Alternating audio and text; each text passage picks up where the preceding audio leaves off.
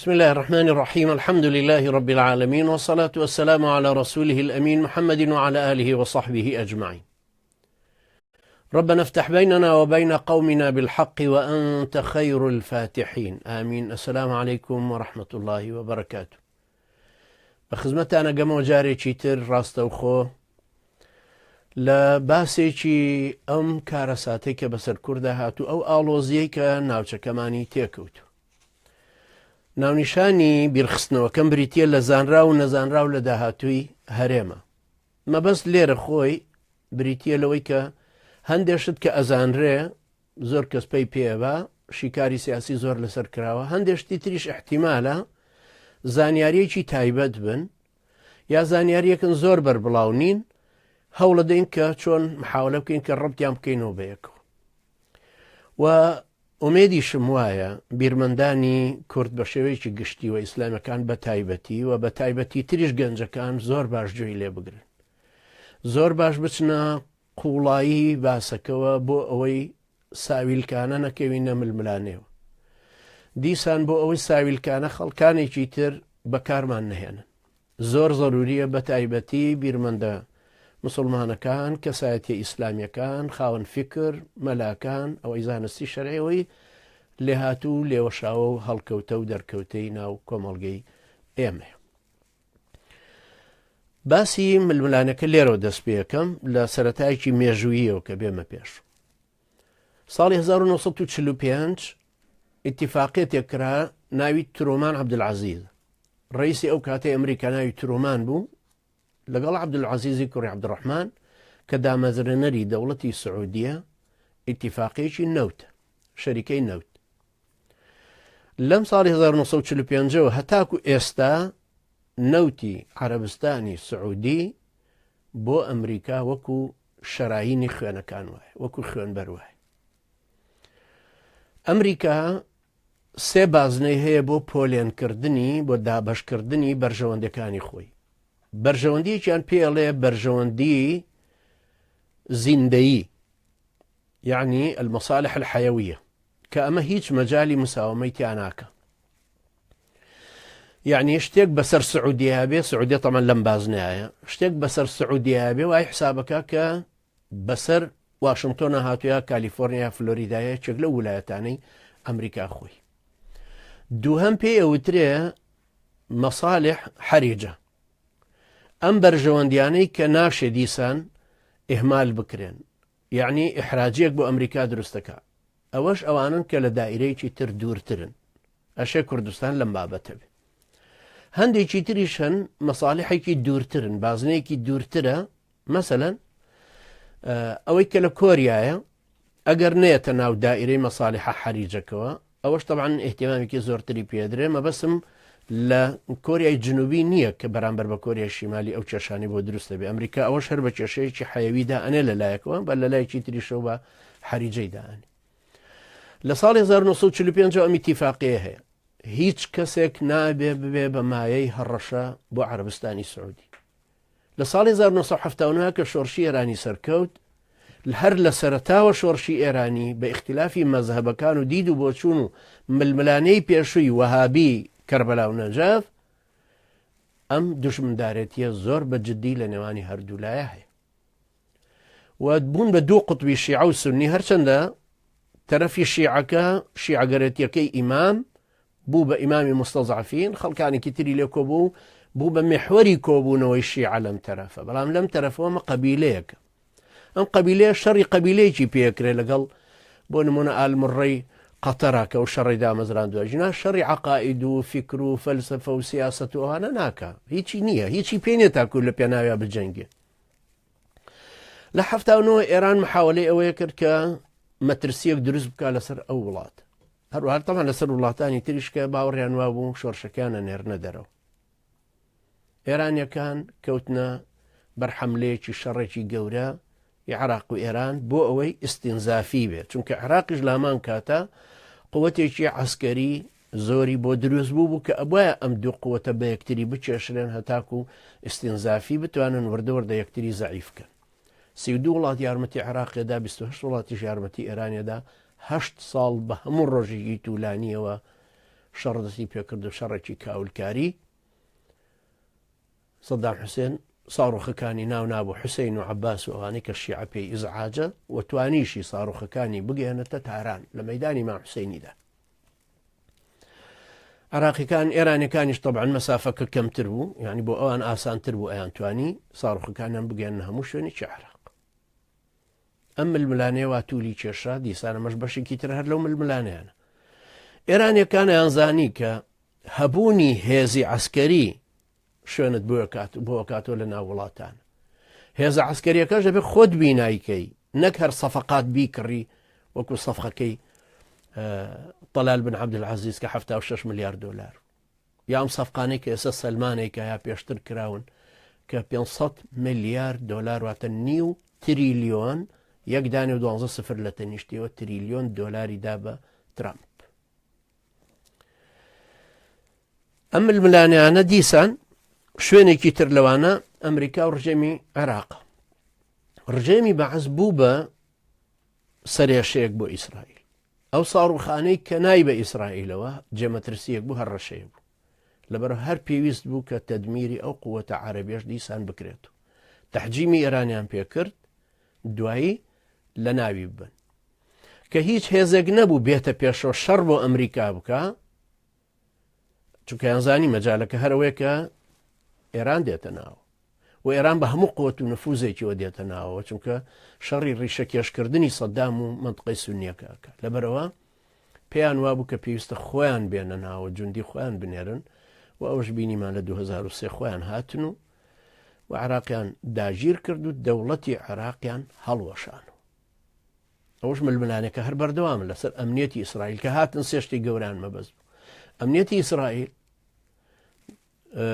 دزینی نەوتەکە 3 ساڵ عەدادی پێوە نەبوو لە عێراق کە ئەدزرا، نەوتەکە ئەدزرا بە بەلاش و حەلاشە ڕۆیشت و هەروەها لێدانی ئەو سەحوە ئیسلامیە لە نزیکەوە کە بە تایبەتی هی سونی شیعە دەوڵەتی خۆی هەیە، بەڵام شیعە تەحجیمە، یعنی لە 175 ملیۆن نفوسە بۆ 180 ملیۆن نفوس دەرناچێت، ینی زۆر بە دەگمەن خەڵگە بێ بە شیعە، چونکە ئێستا 37 ساڵە لەسەر حکومن خۆ 37 کورد نەبووە بە شیعە، لە کاتێکا کە ئەوان حکمی ڕاستە و خۆی 10 ملیۆن کوردی ترەکەن لە ڕۆژهەڵات. پاشان ئەمریکایەکان مەجبور بوون لەژێر زەڕەباتی مەسەلەسە سونیەکە و جیهادکردەکەیان بڕۆنە دەرەوە، چونکە نەیانتوانی نەوەکو جنوبی یابان بمێنەوە، نەوەکو جنوبی ئەڵمانیا کە لە 1945 لە هەردوو مەملەکەتەکە لە مەملەکەتی ئیسلامیە ناتوانن لە ناو مسلمانانە قەواعیدی عەسکەریان بەو شێوەیە توول بچێش، بۆیە نەیانتوانی لە بەڵقانیشە لە 1995 لەوێن، بەڵام ئێستاش هەر لەوێن وەرەوەکو حارس سێلاجیچ وەزیری خارجی بۆسنەوتی سەفارەتی ئەمریکا حکمی هەموو بۆسنەکە، ئەوە لە وڵاتی ئێمەیان ناتوانن ڕووبدا لە وڵاتی مسلمانانە بە شێوەیەکی گشتی. ئەم جارە مەسەلەی کوردی باشوور و لەتبوونی کوردی باشوور خۆی لە خۆیان بەسەر ئەم دووبەرەی شەڕەیە، بەرەی ئێران و بەرەی ئەمریکا. پارتی بە حکمی پەیوەندیە تاریخی کۆنەکەی لەگەڵ ئیسرائیل و هەم لەگەڵ ئەمریکا لەگەڵ غەربیش بە شێوەیەکی گشتی هەروە ئیدامەی پێدا و بەردەوام بوو. یەکێتی کە سەر لە شێوا بوو دوای ڕمانی سۆڤێت و دوای پوکانەوەی سۆشیالیستی، هەروەکو نەوشیرە مستەفاوتی سۆشیالیستی مرد، ئەمانیش دیسان بێقیبلەمانەوە. لەبەرە جارێک ڕووی کردەوە عەبدولەتیف ڕەشیدی ئاوەڵ زاوای نارد جەلال تاڵەبانی بۆ ئەمریکا ساڵێ لەوێ بوو هێنایەوە بەرهەم ساڵحی نارد 4-5 ساڵی تر لەوێ مایەوە جنسێکەشی وەرگرت و دوایی سەیری کرد احتیمال لەسەر ئەمیان باشترە. ئەم کەین و بەینەشی هەرە کرد و بەڵام لەم لاشۆ ئیتیفاقی لەگەڵ ئێرانەکان کرد لە ساڵی 1997. ساڵی 1997 جەلال تاڵەبانی و محەممەد باقر الحەکیم ئەوەی کە کوژرا ئیتیفاقیەکیان لە شاباد ئیسلاماباد کرد لە ئێران. ئیتیفاقەکە چەند خاڵێکی تیا، یەکەم ڕئیس جمهوری عێراقی ئایندە شیعە بێ، بەڵام ئێرانەکان ڕازی بوون بۆی جەلال تاڵەبانی ببێ بە ڕئیس جمهور، چونکە بە هەردوو دەست ئیمزایە کرد بۆ ئێرانیەکان. لە پرۆفایلەکەشیان نووسی بوویان جەلال حوسامەدین المەذهب شیعی، بەلاشیانەوە مهم نەبوو طبعاً، بۆیە ئاڵە تاڵەبانی ئێستاڵێ مەبەنی ئەسەدین و شیعین و چونکە ئەوانە فرۆشیارن،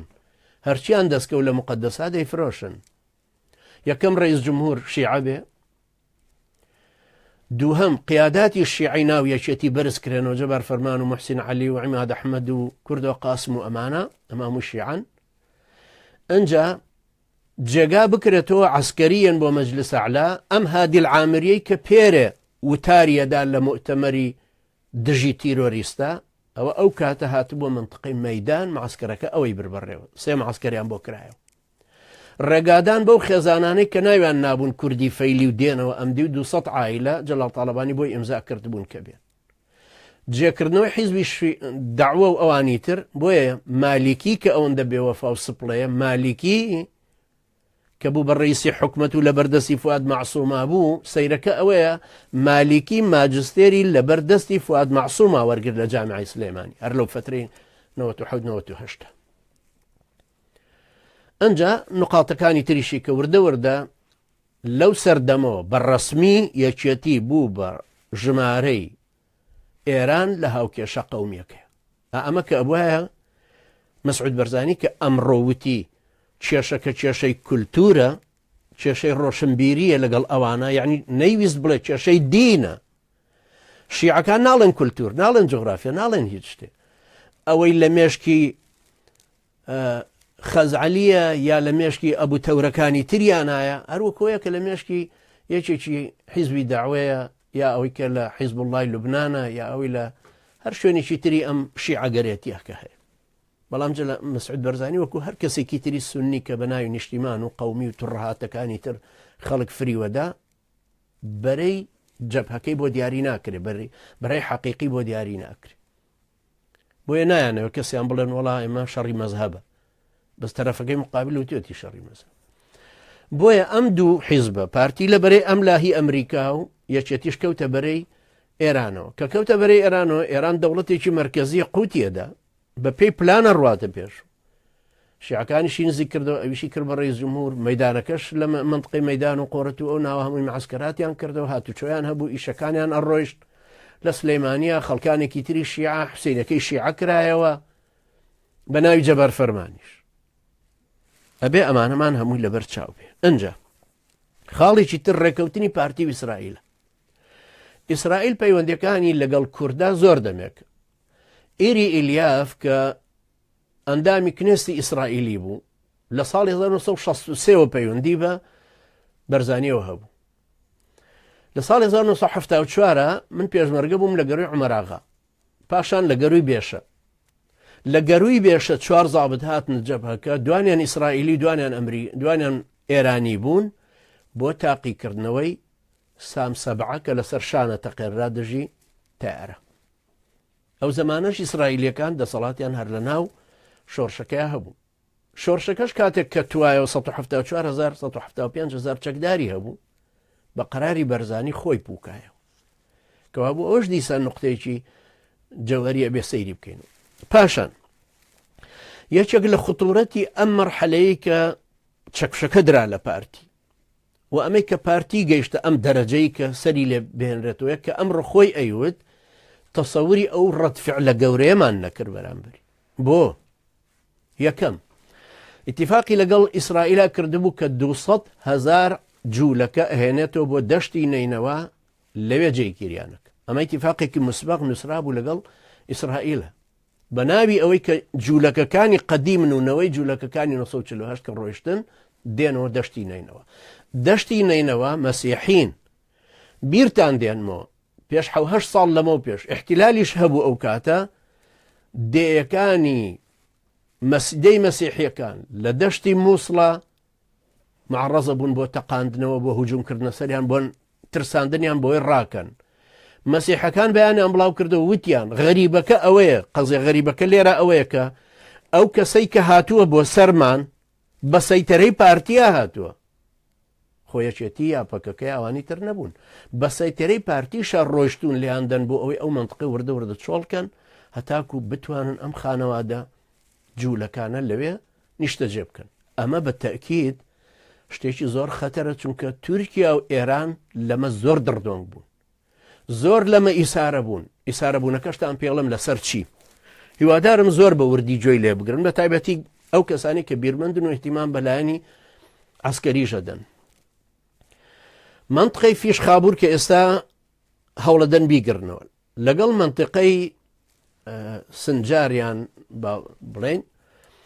ئەم دوو منطقەیە زۆر کاریگەری گەورەیان هەیە. منطقەی شنگال بۆ خۆی مستەوایەکی بەرزی هەیە بەرامبەر بە مەدای ئیسرائیل مەدایەکی عەسکەریە. سەدام حوسێن کە ساڕوخەکانی نابە ئیسرائیلەوە لەم سەرخاکەوە پێوەینان. بۆیە ئێستا عەبادی بە تەختیتی ئێران هەوڵەدەن کە بگەنە ئەم ناوچەیە. بۆیە پەکەکەش وتی لێی دەرناچم، پارتیش وتێ بێ لێی دەرچی. ئەمە منطقەیەکی استراتیژی عەسکەری. فیش خابووریش کە دەشتە ئەو ئاوەی تایە ئەو جسرانەی تایە دیسان هەدەفێکی تری مشتەرەکی عێراق تورکیایە کە بگەنەوە ئەو ناوچێ ئەو دوو جسرەی کە لەسەری دروستکراوە جسرێکیان بۆ ڕۆژ ئاوا جسرێکی ترە ڕاتەوە بەحسابە وایە تەواو بێ بەرەو تورکیا هەمووی لەژێر دەسەڵاتی کووردا ئەبوو. ئەگەر عەبادی بیگرێت جێیشی عێراقی بێتەوە ئەوە کە تورکیاش پێی خۆشە معناوە ئەلێرە خەتێکی فاسڵ دروست بوو کوردی باشوور ناگا بە کوردی ڕۆژئاوا. ئەوەش یەکێک بێت لەو پوازانەی کە ئەیخەنە نێوان خەباتی کوردەکانەوە هەرچەندە زۆریش لەگەڵ یەکتریا ناسازێن بەڵام لە هەمان کاتە پارتی ئەو وەختەی شنگاڵیان بەجێهێشت 7,000 چەکداری پارتی لێ بوو و پارتی بە عەمدەن چۆڵی کرە و منطقێ کە چۆڵیشی کرد و تەنزیمی دەولە هاتە سەر ناوچەکە وەرەقەیەک بوو بۆ هەموو ئەوانەی دەرەوەش بۆ بەغداش بە هەمان کات کە ئێمە ئەتوانین ئەمەش تیکرارکەینەوە. ئەم هەڕەشەی ئێستاشی مەسعود بەرزانی پێش چەند ڕۆژە لەمە پێش ئەم هەڕەشەیەشی دیسان کردەوەتی من هەولێریش و دهۆکیش بەجێڵم حەشدی وەحشی بێتە ناوی بەرامبەر بە غەربیەکان. بۆیە ئەڵمانیەکان بەجلی عەسکەری کوردیەوە بەجلی پێشمەرگەوە بە ساڕوخی تایبەتی ئەڵمانی ئەوە کە خەڵکێگەڵە ساڕوخی چینی ساڕوخەکان ئەڵمانین لە مەتار بوون لە هەولێر ئەڵمانیەکان خۆیان بەکاریان هێنا لەو شەڕی پردەیە کە بەرامبەر ئەبرامزی خۆیان بەکاریان نەناوەرەوە بەرامبەر بەو قووەتە کە 243 هامەری عەسکەریان هێنابوو بۆ ئەوێ. لەبەرەوە بێ حساب بکەین ئەم شەڕە ئەم هەموو عومقانەی تایە. ئەنجا ئەو کاتی کە ئەوان هەستیان پێکرد حەشدی وەحشی و جوندی عێراقی کە هەستیان پێکرد لە پردێ تێک ئەشکێن پێشمەرگەش مقاومەکە داوای قوەی جەویان کرد. هەلیکۆپتەر هەستا بەڵام ئەمریکیەکان وتیان لەو خەتە بێنەوە ئەم دی و بە تەیارە لێتانەدرێ. هەستیشان پێکرد ڕۆڕووی قووەتێکی ترە بنەوە ئەم جارە بە ناوی کورد و پارتیەوە بەڵام قووەتەکە غەربیە هەم ئەمریکا لە ئاسمانەوە لێیانەدا هەم لەو دیویشە ئەڵمانەکانی ژەوەکەن. بۆیە یەکێک لە داواکاریەکانی عەبادی ئەوەیە کە ئەڵێ ئەو ساڕوخانەمان بدەنێ کە بە دەبابەی ئێمەتانەوە ناوە. هەموو شانەزانن ئەو دەبابانەوە ئەو ساڕوخانە بەرامبەر ئەو دەبابانە چەند کاریگەرە. مەبەستیشم هەر ساڕوخی میلان نییە ساڕوخێکی تری ئەڵمانیە کە لە مەخزەنێکی تایبەتی مەتاری هەولێرایە کلیلەکەشی بە کاک مەسعود نییە وەکو کلیلی پەرلەمان ئەڵمانەکان خۆیان بەکاریان. بۆیە هەنگاوی ئەڵمانیش ئەوە نەبوو کە ڕێگا بدەن ئەو جێیشە لێەوە بێتەوە. بۆیە ئەمریکایەکانی ژوتیان تاکو ئەو خەتە دێنەوە کە هی 36 قەدیم چونکە خەتی 36ەکە بە پێی قانونی ئەمریکی ترامپیش ناتوانێت بیگۆڕی چونکە ئەوە لە کاتی خۆیان لە 91 کە بڕیاری نۆفلای زۆنەکە درا کۆنگرسی ئەمریکی بڕیاری لەسەرداوە و بەریتانیاش بڕیاری لەسەرداوە نە مای بەریتانیا نە ترامپیش ناتوانن نەسە بیگۆڕن لەبەر هەردووکیان پێویستیان بە مەجلیسەکانی خۆیان هەیە قەراری لەسەردا ئەوەش ناکرێ ئەوەش ئێستا هی ئەوە نییە هەڵوەشێتەوە. دوایەوە ئەمریکاش و غەربیش دەستبەرداری پارتی نابن.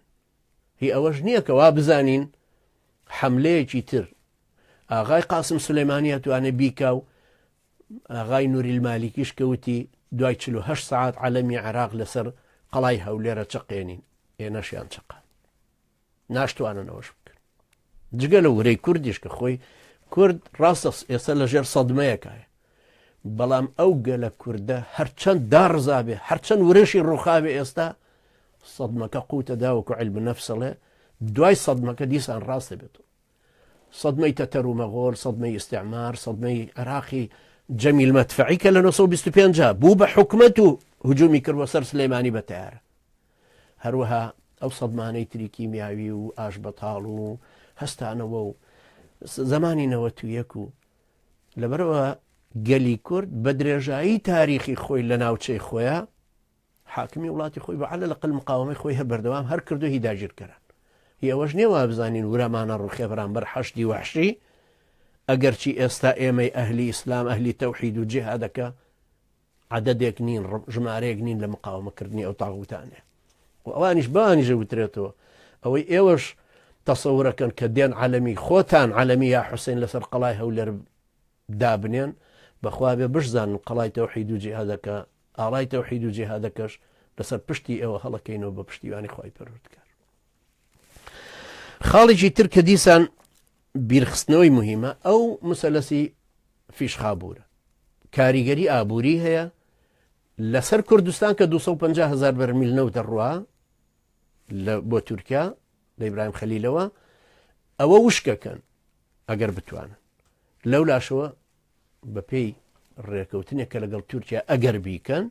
و بگەنە نەتیجە لەو لاوە ئەتوانن ئەوەش بکەن لە هەمان شێو بە هەمان کات لە هەموو لایەکە ئەتوانن گەمارۆی پارتی بدەن بۆ ئەوی لە شەڕی داهاتووی نزیکە 6 مانگ بۆ ساڵێک گەرتوانیانەیکەن ئەگەر نەشیان توانی ئەوە معناوی لە خوتەکەی خۆیان پاش گەزە بن و تورکیاش و غەربیش مستەحیل لە ڕێگا بدەن ئەم بربەستەی کە لە ڕێگای خوتەکەی کە باسم کرد کرماشام سنە سلەیمانی پاشان هەولێر بربەستێکە ئاوا ئەنجا بێتەوە بۆ قامیشلو بۆ حەڵەب بۆ ئیدلیب بۆ تەرتوس و بانیاز بڕواتەوە سەر هیلالە شیعەکە بەرەو خوار بۆ حیمس و زەبەدانی بۆ لوبنان ئەلێرا پارتی بربەستە بە بربەستی ژێ هێڵن و خۆشی بە بربەستی مێنێت خۆی توانە خۆ بڕاتەوە بۆ شاخ و چێوەچێت و بۆ بلێ بارزانەوەی لە دەستێدا ئەو شارەیەوە ڕوخێ بەڵام ئەو شارە هەر شاری ئەو نەماوە چونکە ئێستا ئەم گلۆبالیزیشنە ئەم عالەمیەتی ئەم جیهانگیریە لە ساڵی 1970 کە مەقالەی یەکەمی لەسەر نووسرا جیهان ئێستا گوندێکی جیهانی لەبەرەوە بێدەنگبوونی مەسعود بەرزانی لەم چەند ڕۆژانەیە تەئسیری لەسەر قیمەتی نەوت کرد لەبەر هەموو حەدەسەکان ڕەبتن بە یەکتر ئەوەش خاڵێکی تری گرنگە کە دیسان لە ناحەی اقتصادیشەوە چونکە شەڕی نەوتە ئێران مەساحەیەکی زۆر گەورەی لە سلێمانیەوە بڵین لە پێنجۆنەوە دەستکەوت و بە شارباژێڕاوە خەتی زۆنی سەوسە تا ڕاتەوە گاتەوە بە درەوجەسان هەمووی ئاوە دەستکەوت بە ئاسانی بە غاز و نەوتەکەی کە لە 170 بە بۆ خۆی کە بۆری تێ ئەبەستێ ئەمجارە بەپێی ئیتیفاقەکەی یەکێتی کاڵین یەکێتی تەبان هەر لە قەوسە چونکە هەر عایلە خائینەکەی تاڵەبانین کە ئیتیفاقەکەیان کردووە و یەکێتیش لە توپەت بوو بێ لە حەقیقەتە یان لوعبەیەکی خۆیان بێ تەوزیعکردنی دەورەکان بێت تۆ وابکە ئەو وابکە و ئیتر وابکە بە هەر حاڵ ئەوەش ئێرانە و قازانجەی کردووە لە بەرامبەرە ئێران ناتوانە هیچ شتێک بکە لەبەرەوەی ئەبینە کە کوردەکان لەوێ لەو دی و لە ڕەقە هجوومی کوردەکان کە جەیشی ئەمریکین جەیشی بەڕی ئەمریکی ئەمریکا هیچ کەسێکی وەکو کورد دەست نەکەوت هەرزان ئاسان خۆڕایی ڕاتە پێشەوە ملی لێناوە هەدەفەکەی کە پێشە هەدەفی ئەمریکایی کەرکوچی بەجێهێشتووە بۆ ئێران ڕقەی گرتووە بیرە نەوتەکانیشی گرتووە لێ بۆ ئەمریکا ئەجا بشزانن عەزیزانی من ئەو شوێنانەی کە سوپای کە پێڵن قوواتی سووریای دیموکراتی ئەو شوێنانەی ئەو جەماعەتە مسەلەحە گرتوویانە ئەو کوردە جێلانە گەورەترین بیری نەوتە لە سووریای ئەوانش مسەیترن بەسەریە و ئەوە حسەی ئەمریکایە لەم تەوزیعکردنە چۆن حسەی فەڕەنساش کە ئێستا دەمێک ئەو تەلەفۆنەکە بۆ عەبادی و دەمێک عەبادیە چێ بە فەڕەنسا بۆ لای ئەوان ئەوەش حسەی مووسڵیانداوە بۆ حسەیەکی مووسڵ بۆ ئاوادانکردنەوەش هەموو مشتەرەکە بن لەو تەدمیرە لە تەدمیریش و لە ئاوادانکردنەوەش لەبەرەوە ململانەیەکی قوڵ لە ژێرەوە هەیە ئەنجا ئەڵێن ئایا ئەمریکیەکان کە نەیانهێشت حەشدی وەحشی لە 36 بترازێ لە خەتی 36 بترازێ ئایا ڕێگایە دەن جەولەیەکی تر بکە ئێران وەحشیە لەم شەڕەی خۆیە ئێران زۆر گوێی نە لە فەقیری خۆیەتی کە 300 ملیۆن فەقیری هەیە لەژێر خەتی فەقیریەوە بەڵام پارێکی زۆر و ئیمکانێتێکی زۆری دەستکەوتووە لە نەوتی کەرکووک ئەتوانێت ئیدامەی جەیشی حەشدی وەحشی پێ بدا و یەکێتیش ڕاست کاتەوە جەیشێکی کوردیش دروستکە بەرامبەر بە پارتی بە ناوی پارتی بەرامبەر بە مەساڵحی ئەمریکی ئەمە دەستشکاندنەوەی ئێران و ئەمریکایە هەر یەکە لە عاسی خۆی توانێت بکە ترامپ کە لە مادای مانگێکی ترە چاوەڕێکە کۆنگرس موافقت بکە لەسەر ئەو مەشروعی کە ترامپ هەیەی بۆ تەحجیمی ئێران. تەحجیمی ئێران یەکەم جار ئەشزانن مالیکی لە 100 ئێرانیزمە، بەڵام بۆ عەبادیەڵەن لە 180 ئێرانیزمە، لە 120 با بهێڵینەوە بۆ پەیوەندیەکان.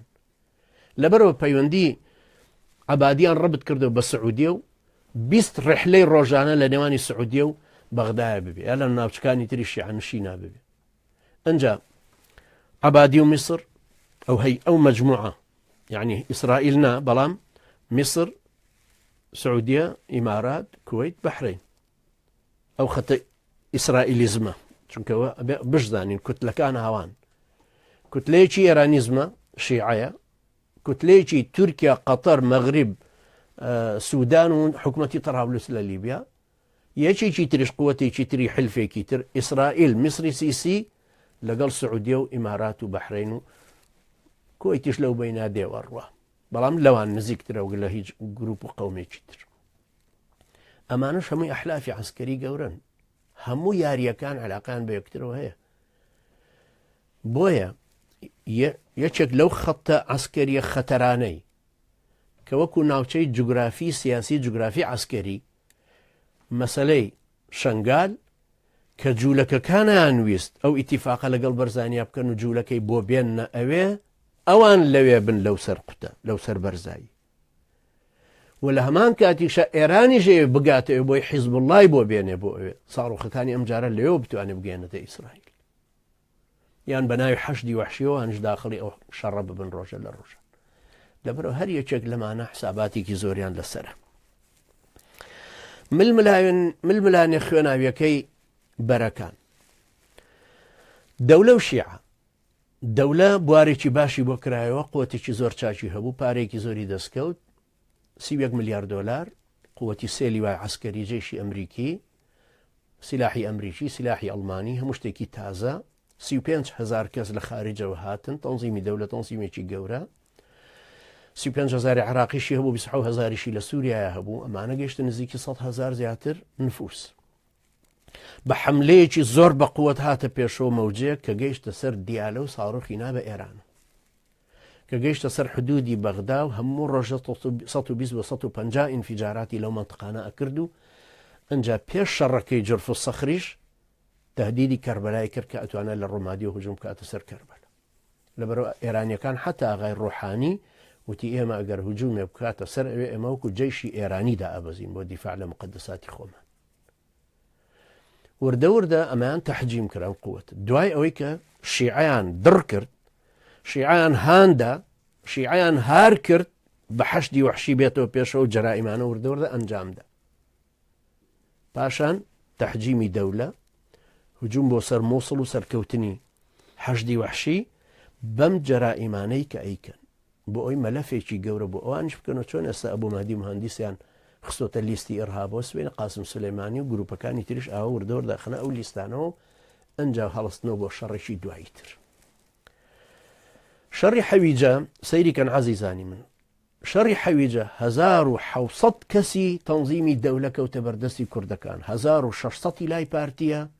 100یشی لە لای یەکێتی. ئەوانەی تحقیقاتیان لەگەڵ کرا ئەکوژران، هەندێکیان هیلای یەکێتیە، تەسلیم بە عەبادیەکران.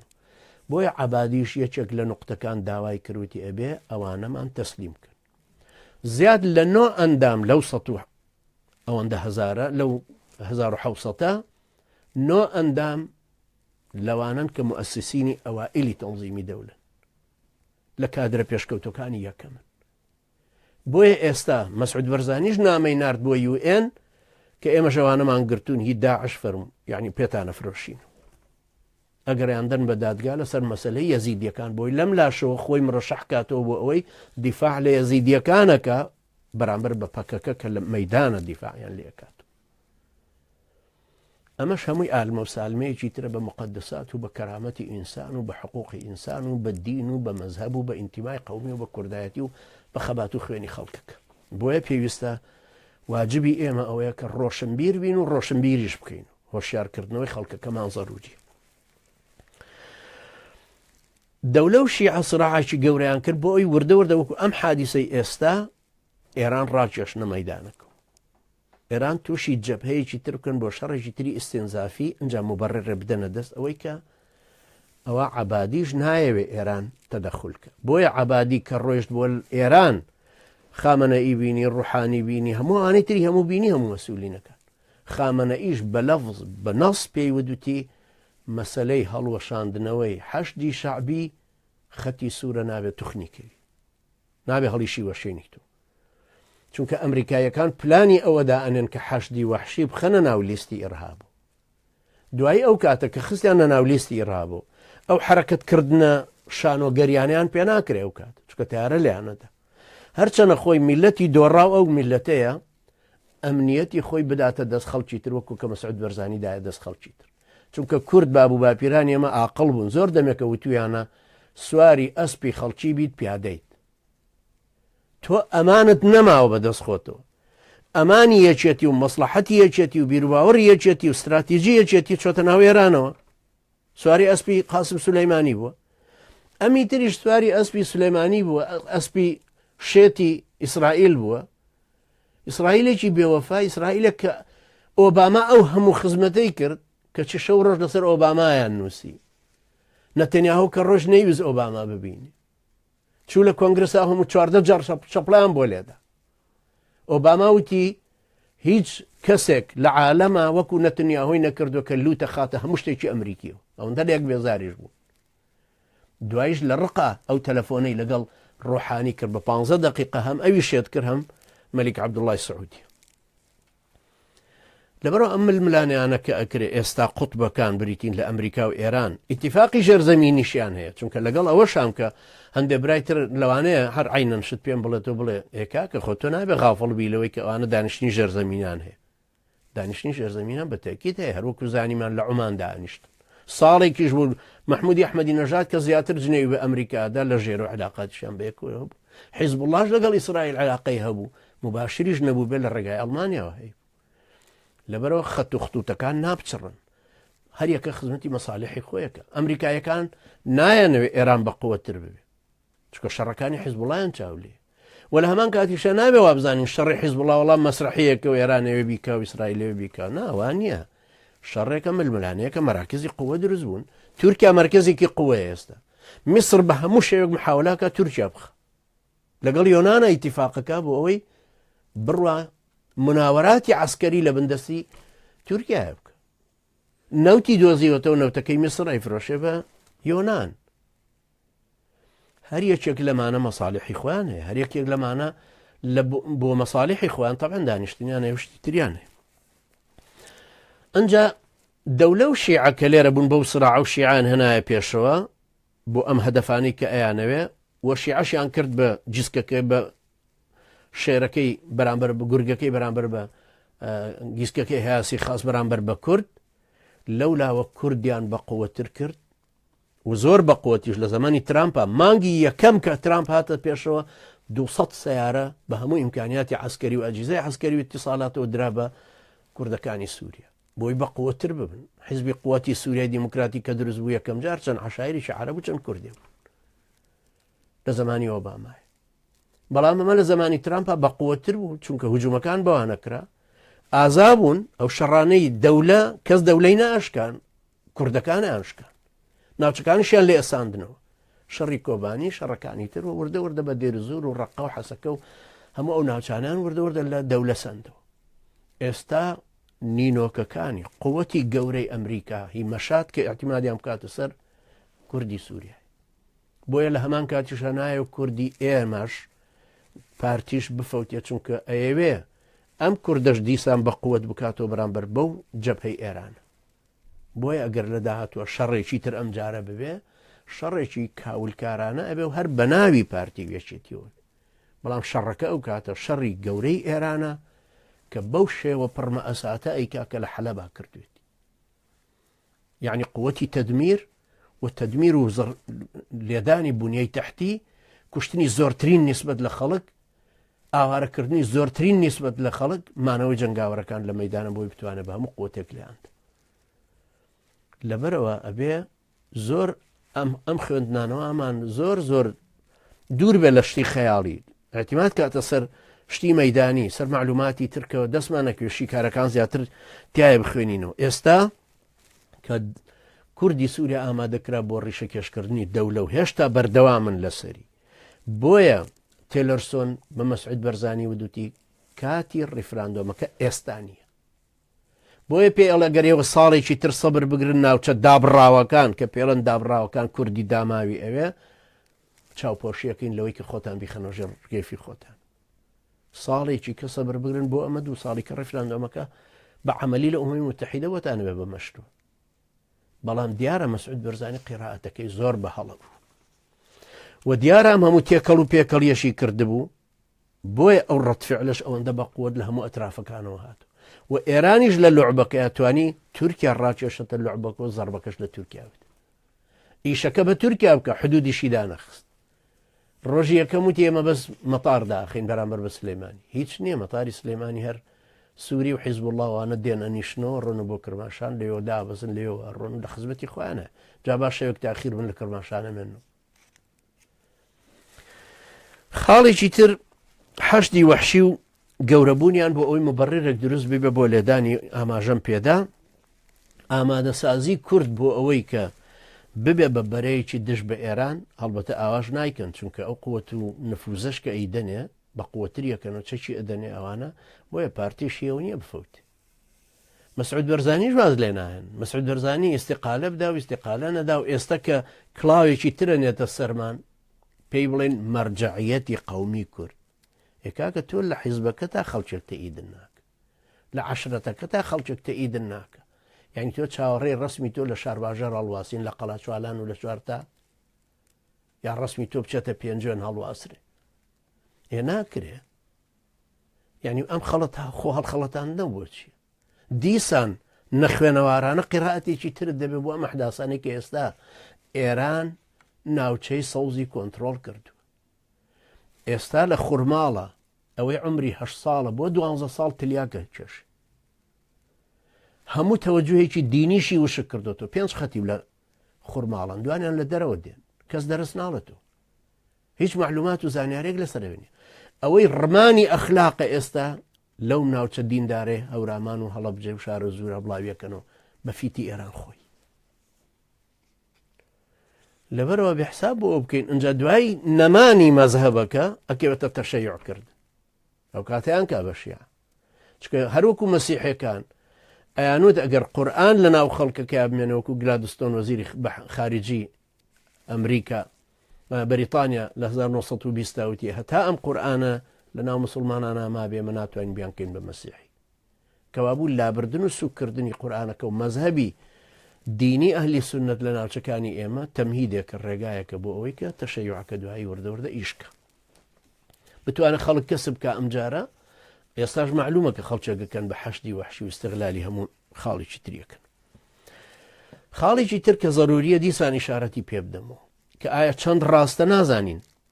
بەڵام ئەمە یەکێکە لەو معلوماتانەی کە ئەوترێ. مەسعود بەرزانی ئیشارەتی بەوەدا شەوی 15 لەسەر 16 ئێمەش دەزانین هەر ئەو کاتەش بوو کە ئەو هاتە دوکان 3 سەعات دوای دانیشتنەکەی دوکان ئەو هجوومە دەسی پێ کرد. ئەو هجوومە ئەگەر قیرائەتەکان ڕاز بوون ئەخبارەکان ڕاز بوو بێ. یەکێ لە پلانەکان ئەو بوو کە مەسعود بەرزانی خۆی بگرن بەڕەهینە لە دوکان، بەڵام دەرچوو ڕۆشت. یعنی بەر حەدەسێک بێن ناو یەکێتی متفق نەبوون لە گرتنی نانتوانی بیگرن لەبەر حەدەسێک لەوەی کە هجوومێکی گەورەتر ڕووەدا ئەو کاتە کورتکوژیەکی گەورە دەست پێکە و خەڵکەمە قوبوڵ ناکە. ئەمە یەک.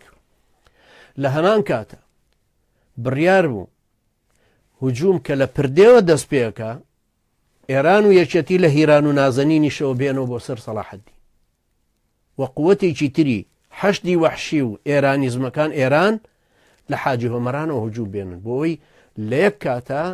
پارتی تووشی ئرتیباکێ بکەن و پێی بڵێن ئەمە هەموو ئیتیفاقەکان ئیمزایکە. بۆی هیچ مەجالێکی بۆ نەیەڵنەوە هەتا ئەگەر دامی ئەمریکیش هەبێ فریای ئەوانە نەکەوێت. ئەگەر هەواڵەکان بەم شێوێ ڕازبوونەوە هەموو هجوومە لێەوە ئەکران بەڕاستی شتێکی زۆر کاریگەر و خیانەتێکی غایە دەرەجە گەورەیە بەقەدەر خیانەتەکەی جەلال تەڵەبانی نییەمە. نابێ وابزانی خیانەتی ئەم عائیلە فاسیدە پڕ ئیجرامە واتە میسس ڕیچ هێرۆ و ئەو خۆفرۆشەی تر تاڵە ئاڵە تاڵەبانی ئەنجا ئەم هەتی و مچانەی تر باڤێڵ و قوباد و ئاراسی شێخجەنگی و ئەم تاغوتەی تری لاهور و ئەمانەی تر ئەمانە بەڕاستی هەتی و مچەی سەرجادان